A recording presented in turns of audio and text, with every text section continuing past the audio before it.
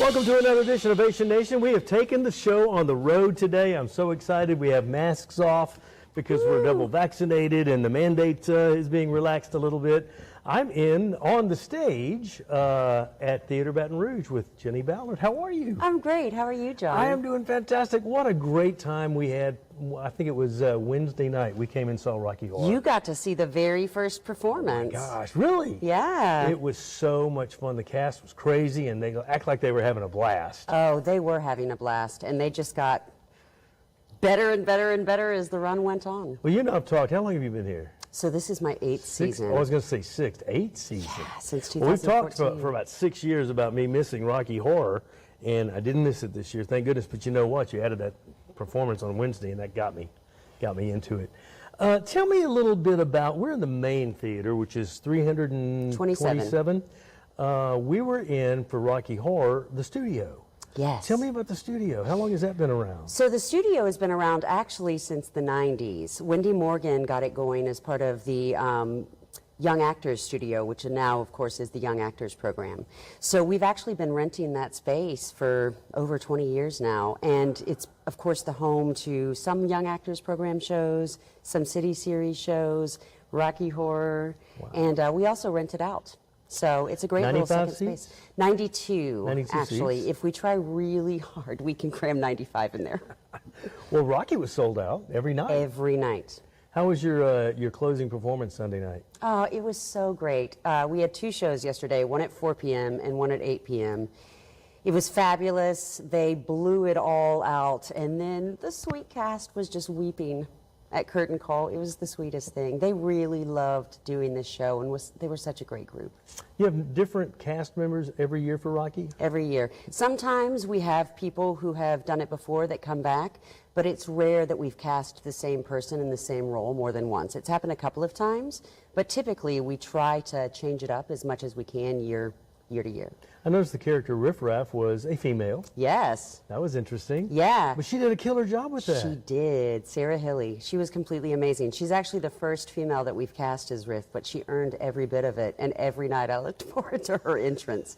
She was just fantastic. It's awesome, awesome. So, coming up on the main stage right here, I feel like I'm RuPaul's Drag Race. On the main stage, you're doing Godspell. Yes, we are. Now, is your team on stage already? Yes. With the rehearsals? So this is really lucky. This is one of those rare shows that they have actually been on the main stage since the very first day of rehearsal, which is great since this is the first major musical we've done in almost 2 years. So it's been good for everybody to jump into it, knowing exactly where they're going to be on the stage, being able to get used to the room that they have and the placement and everything like that.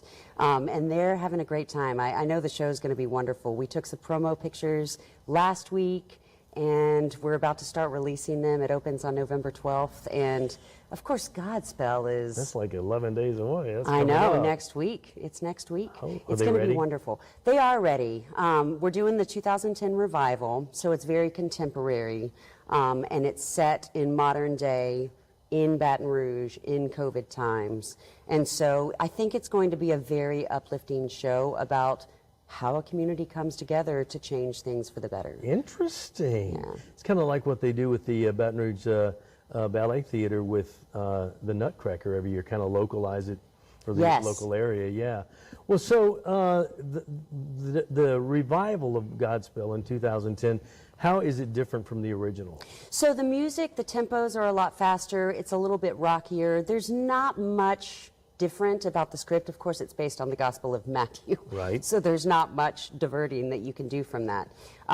But another big difference is they've added a song to the 2010 revival called Beautiful City that is just amazing and really brings home the message of this is up to you guys to be good to each other, to be kind to each other, and to help each other. Parkview Baptist has a or theater program that's great, and that's the first time I heard Beautiful City was when they did it many years ago. It's a gorgeous, It is incredible. song. You'll leave singing that. Yes, you will. You will. And Austin Ventura, who's playing Jesus, kills that song. So I'm really excited for people to see it. So Gospel basically is the story of Matthew. I mean, the book of Matthew on It's stage. the Gospel of Matthew on stage. Right. So it basically chronicles the last week of Jesus' life as it moves towards the Last Supper and the crucifixion. And him trying to teach parables and get out his message of hope and humanity and helping each other. Within this compressed time when you know what's coming at the end. And it's a really special show that really humanizes the story of Jesus. And like I said, really puts the onus on the community to make this world a better place. It opens the 12th, so that's roughly 2 weeks before Thanksgiving, the unofficial start of the holiday season. Was that specifically done, the book of, the Gospel of Matthew, right here at the holidays? Yes, we did think this would be the perfect slot going into Thanksgiving before we got to A Christmas Carol. 2 hopeful, uplifting shows back to back. I have talked to you a couple of times about this, but I wanted to verbalize it now that we're face-to-face in public.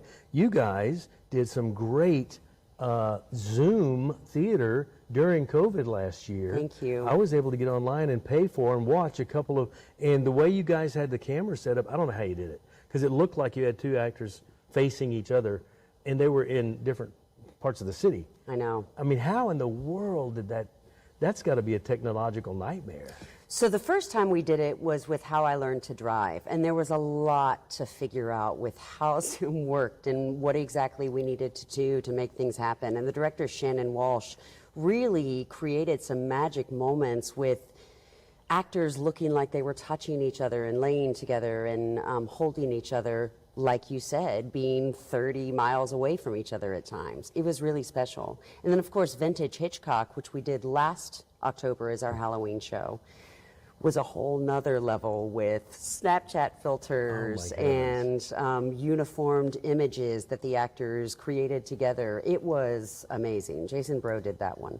So it's been fun. I mean, obviously the past year has been a massive challenge, but the fun of it has been figuring out all of these new ways to bring theater to people when you can't do it live.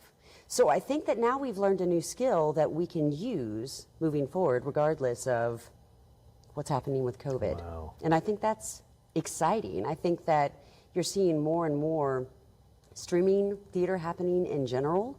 And so I think we need to stay competitive and make sure that we can take part in that. Well, all the actors and actresses in the Theater Baton Rouge are all volunteer, local residents, not members of, what is it, the SAG? Actors Equity, yeah. Things like that. You have a handful of staff folks, and you lost some of them during COVID. I understand We that. did. A lot of people lost a lot. Did you ever think during 2020, early 2021, that Theater Baton Rouge might not come back, might not survive? So I never thought that, because I know that our community would not let that happen. This theater has such a rich history. We've been here for 75 years, and of course we were scared and doing everything we could to make sure that we could keep going, but I knew that we would be okay because of our community. This place is just too beloved within our community, and it's because of our community that we made it through. There's no doubt about that. Is Theater Baton Rouge back? We are back, Johnny, we're back! So full house? Yes, so we're requiring vaccinations or proof of a negative test at the door, or vaccination cards Right. At the door, and so that allows us to be at full capacity, which is really, really nice to be back to a normal season. So when we come to the theater to see Godspell or anything coming up, Christmas Carol, we show our vaccine card or we show LA Wallet or show a document that we have gotten tested. Within 72 hours of the performance. That's exactly right. And we're hoping that that allows everybody who wants to see the shows a chance to see the shows. Because there's a lot of people still squeamish about going back to church, going back to venues like this, going back to health clubs. But I felt very comfortable in the small theater, 92-seat theater for Rocky last week. I felt very comfortable. We wore our masks during the performance, and we had to show proof of vaccine. We saw 1 or 2 people showing proof of negative tests. I felt comfortable. That makes me really happy to hear. Well, we've been saying for the past year and a half that the safety and the comfort of our volunteers, our staff, and our patrons is the utmost important. It's of the utmost importance to us. So we need to walk the walk that we're talking. And I think it's a very important factor that we are showing our audience members that we're committed to keeping everybody safe. And I think requiring the proof of vaccination or the negative test is the best way to do that. Because all the performers are vaccinated. Absolutely. We're actually not casting anybody currently who is not fully vaccinated. There's just too much at risk. So we have Godspell November 12th through the 21st. So it closes the Sunday right before Thanksgiving. And then you take a little break, and then we have Christmas Carol, and that opens December 10th. So you're right. It is indeed a very little break. Very little break. Wow. But it's our 10th anniversary of A Christmas Carol this year. Isn't that awesome? Yeah, and we're doing a brand new script. It's a wonderful script by John Mortimer that follows the Charles Dickens book very, very well. And we have a cast of about 35, many new actors that have never been on the TBR stage, and so we're super excited about it. That's so great that you encourage people, because sometimes you'll go to an audition and you'll feel like, wow, these guys are so seasoned that I'm not going to get the part. But you look for people that have talent and gifts that have never been on stage before. And do you help them through their initial fright of, I mean, because this is intimidating to look out here on an empty audience, much less full capacity. No, I agree. We do. We want this, as a community theater, we think it's really important that everybody in the community feels like they can come and get involved.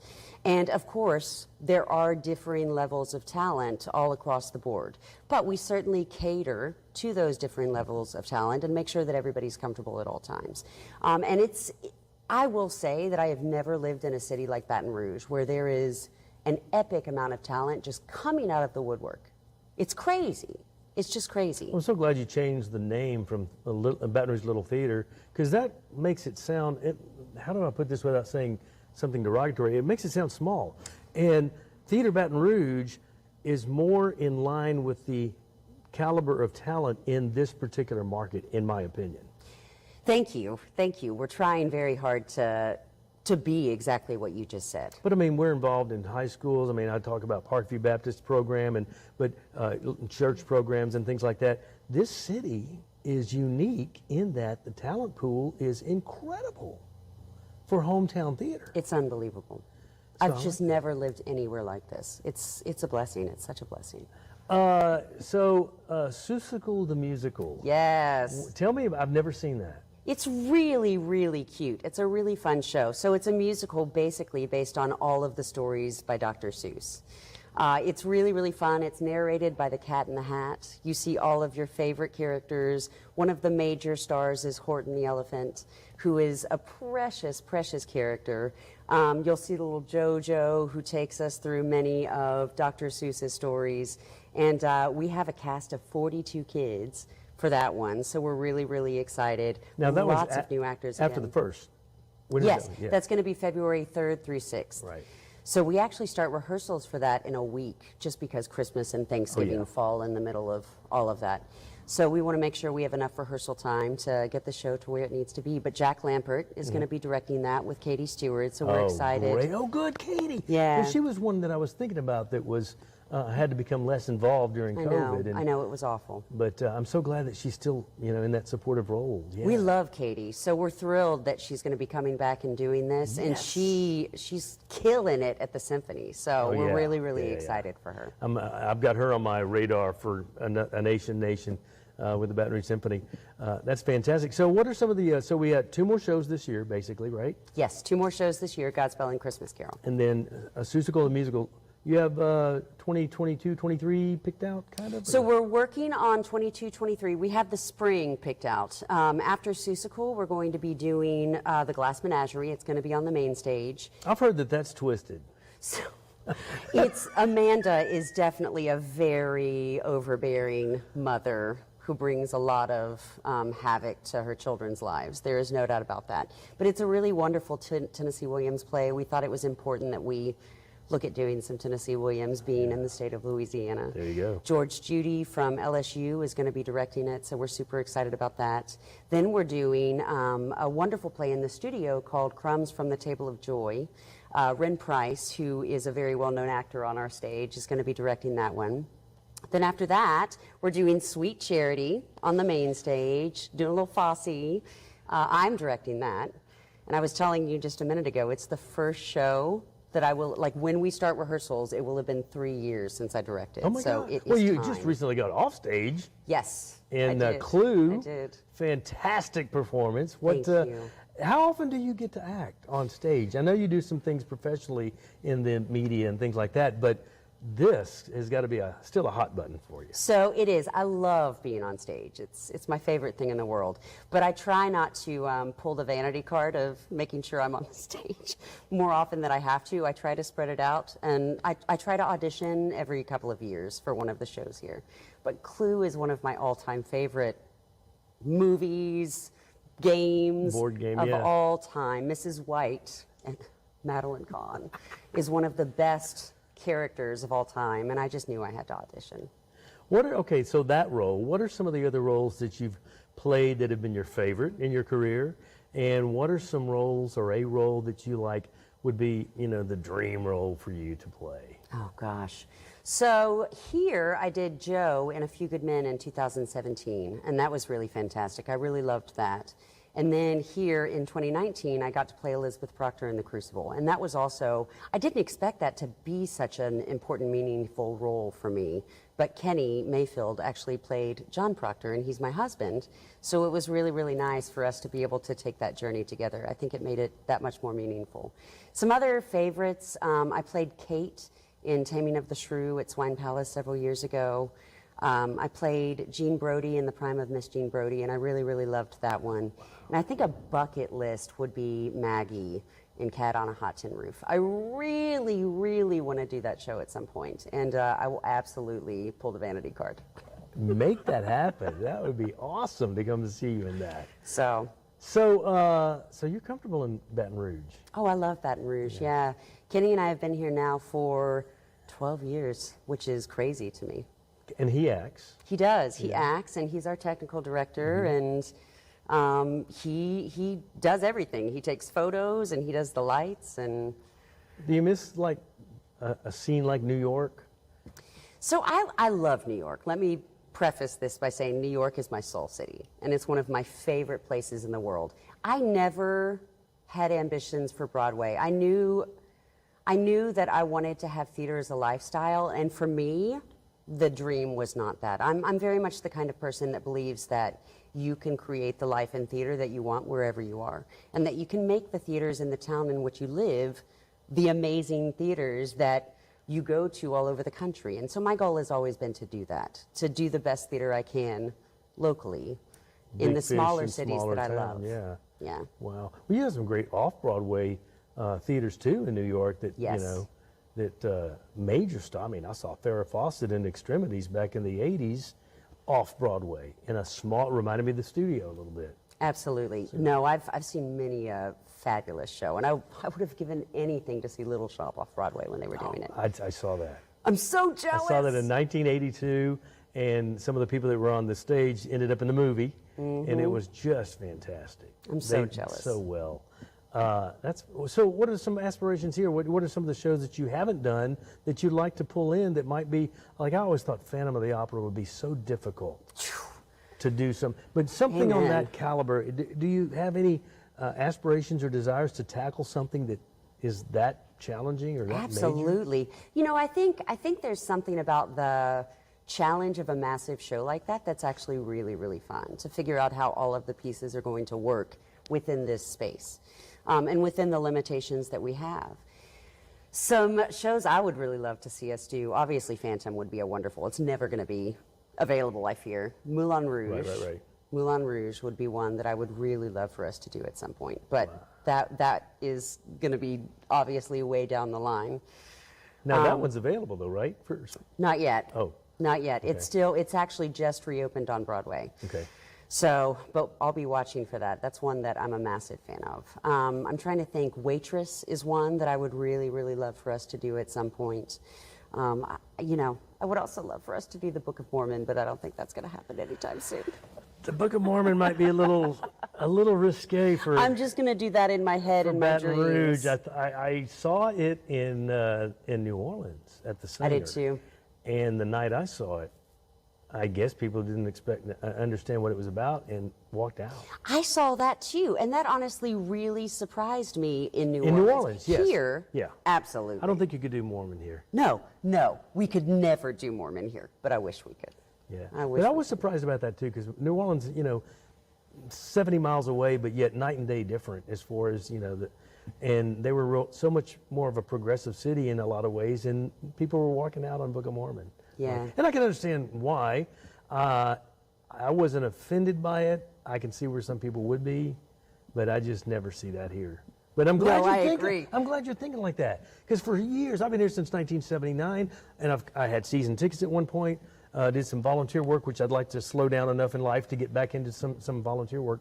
But we saw the standards every summer, the showboats and the all of those kind of things. And you have expanded the repertoire of this theater and thus grown the market, grown the talent pool, because everybody knows that every summer you're going to see something like that. But you've gotten way out of the, what we grew up with Baton Rouge Little Theater. Theater Baton Rouge is a different puppy.